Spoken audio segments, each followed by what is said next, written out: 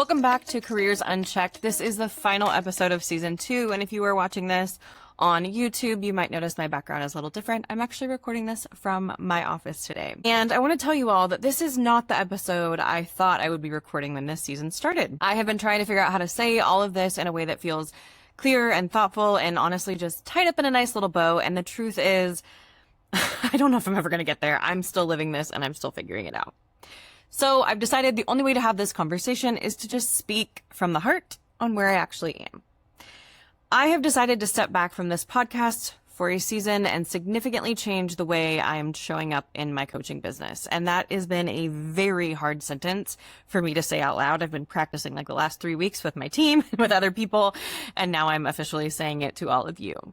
And I'm making these changes not because I don't love this work, and that's been the hardest part of this. I absolutely love this work. I love coaching. I love my clients deeply. I love the moments when someone finally sees themselves differently, when they realize they're not stuck, when they understand that they are not asking for too much, and when the life they actually want is possible. Those moments light me up, and I have had the privilege of walking alongside so many people through layoffs, career changes, burnout, motherhood, identity shifts, leadership challenges, business ownership, grief, fear, and honestly, some of the biggest decisions of their lives. And this work has changed me too. And stepping back is not simple. There have been a lot of tears, there's been a lot of grief, and there's been a lot of fear, if I'm being completely honest. There is a part of me that still wants to find a way to make all of this stuff work, serve everyone, keep every door open, and make every version continue exactly as it has been over the last 6 years now. But the reality is my life is not the same. I became a mom in 2024. My husband shortly thereafter moved into a role that includes a lot of on-call shifts. Our family rhythm drastically changed and my capacity drastically changed. My priorities changed, my body changed, the way my day is structured changed, the amount of energy I have available has changed, the places I want to put that energy has changed, and somewhere in the middle of all of that over the last 2 years, I have fallen back in love with my other company, which is an interior design company, in a way that I did not expect. And here's the thing that nobody tells you about change. Sometimes change happens when things are going well. And that is a really weird spot to be in. This coaching business has flourished and become more successful than I ever could have imagined. And over the last 6 months, my design business has started growing and expanding in ways that I couldn't have imagined. And of course, both of these things are happening at the time when my capacity is less than what it was a few years ago. And what I have realized is that as my life and my identity have shifted into being a mother, a friend, a wife, like all of these new pieces of me, there is a lot of mental load happening and there is a lot of operational management that is happening. So what originally started with coaching as a way to balance the creative side of my interior design brain with more of like an operations business mindset has now flipped, because a lot of that operation and business mindset is going towards managing a family, a home, and all of those other things that come with growing a family. So what I have realized is that I am now craving creative spaces, and my interior design work has honestly just been lighting me up in ways it's never done before. I feel myself completely being pulled toward it, and for a while I've been fighting that, right? I've been trying to solve this puzzle of like, okay, how can I do both businesses at full capacity, remain present with my family, care for myself, sleep's important, turns out, maintain friendships, which if you're listening to this and you're a friend of mine, I'm so sorry for the last 4 months. I have been under a rock. That has been the one area that has really taken a hit and was also my biggest wake-up call. And on top of that, I have to keep a home running and somehow not become irrelevant and disappear and lose my identity inside all of these different pieces. And I just kept assuming that there had to be a better system, right? I need to be more efficient. I need to have a better routine. I need to organize myself differently so that I can carry all these things without dropping any balls. And eventually something, surfaced, and I had to admit that maybe the problem wasn't that I had, not found this right system, but maybe that I'm just trying to be a single human in the world, trying to hold too many things at once. And that realization was really painful. That shook my identity quite a bit, because I am someone who has always believed in putting my head down and getting to work, and that there's always possibility, and that I can always find a path forward and see things that others can't. And all of those pieces of just kind of like scrapping it together and making it happen. And the question that I had to sit with in all of this is not, could I technically continue doing all of this? I probably could. I could push harder, work more, get less sleep, sacrifice even more, right? Become even more efficient. But the question I have to ask myself is, should I be doing these things? Because if I choose to do that, and maybe this resonates for you too, I'm going to be constantly operating at a space where I am like at the edge of my capacity, teetering into burnout constantly. And that's something I pride myself in helping my clients not get to. And then I found myself there, right? If I give every good part of myself to my businesses, what does that leave left over for my family? And then for my friends, and then for myself. And what I'm finding is those last two buckets, it's, negative. I've done a pretty good job of business and family, but the other two have really suffered. And that really got to me when I finally realized that, because my whole intention behind creating these businesses was to be able to create a life where I felt like I was able to enjoy what I was building.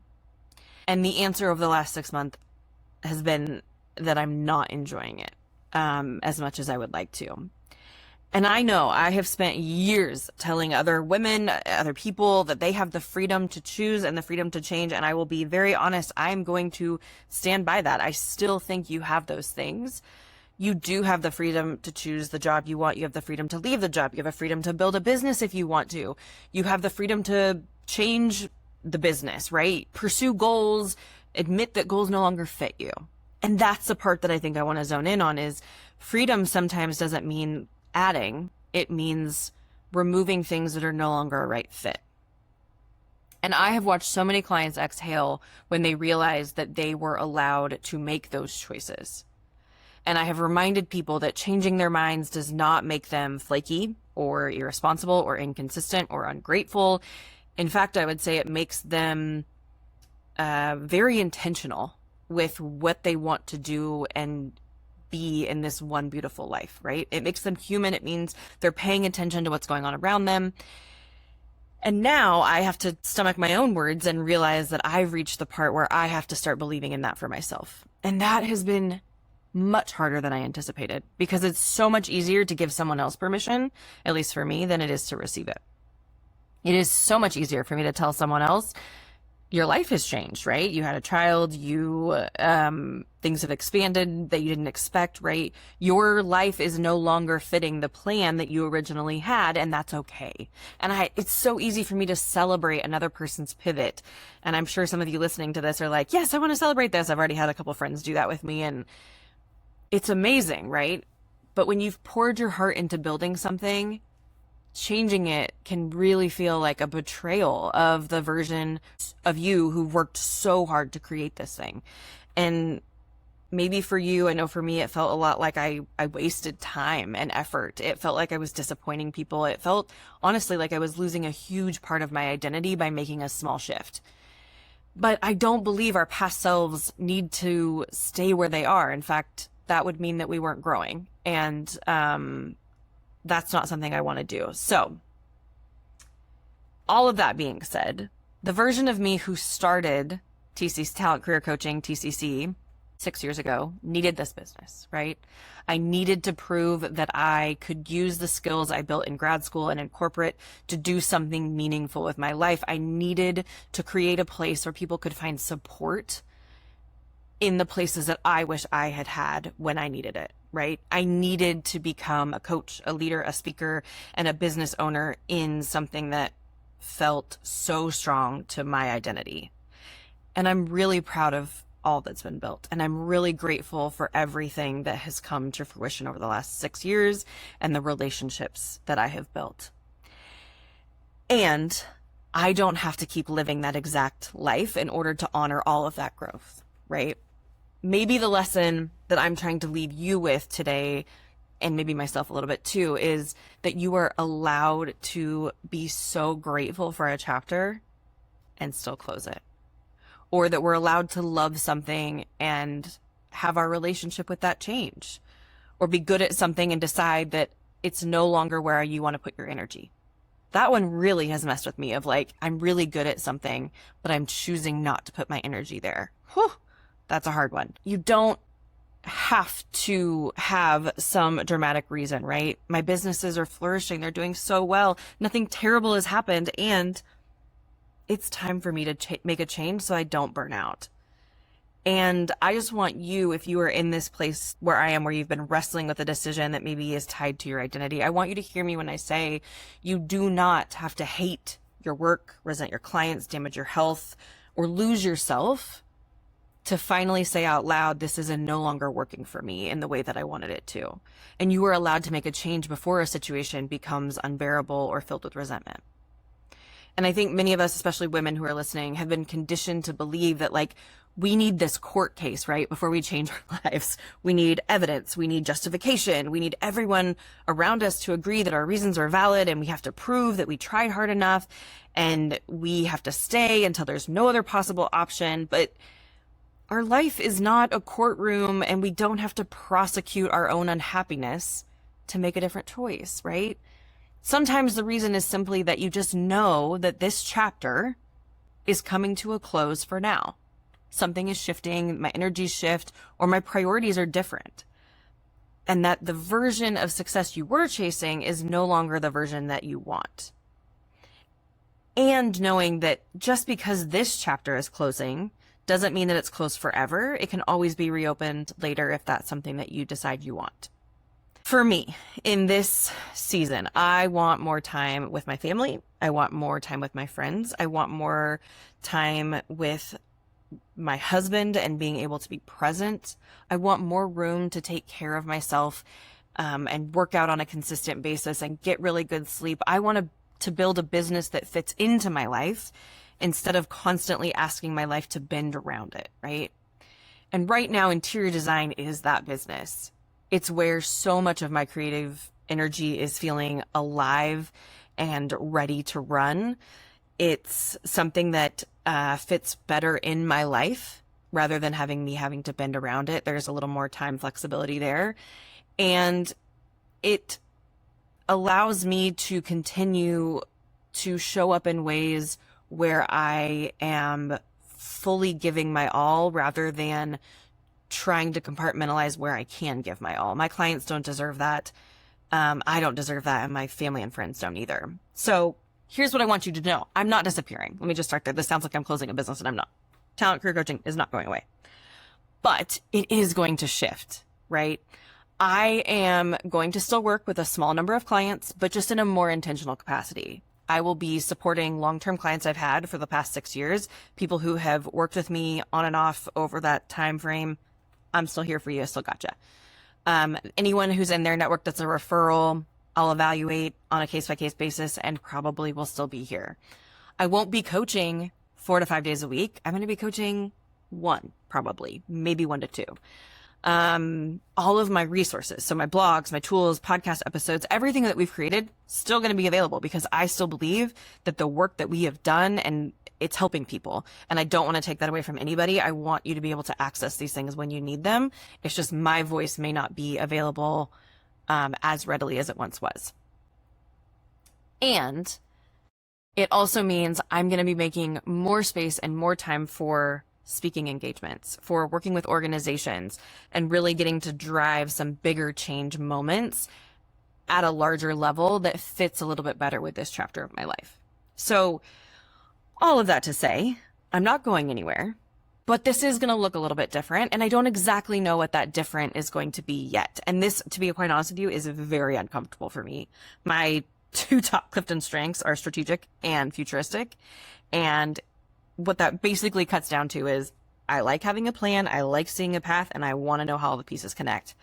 And I don't have that right now. I'm creating space where I can test some things and decide what belongs in this next chapter. Sometimes your next chapter cannot arrive because your hands are still full of all the stuff you're carrying from the last one. And so I need to be able to set some things down and make some room to figure out what works for my life in this season. So enough about me. If you are listening to this and you're like, wow, I really resonate with a lot of this. I know what it feels like to stand at the edge of change and not know how to move forward or to be grappling with this. Here are some of the questions that I have sat with over the course of the past few months that have allowed me to kind of come to my own realizations. So what are you continuing to carry simply because you have carried it for a long time? Or what are you afraid changing your mind would say about you? Are you still pursuing something because you want it or because you once told everyone that you did? What would you choose if you were not trying to prove that your original decision was right? What might become possible if you stop treating every past commitment like this life sentence forever?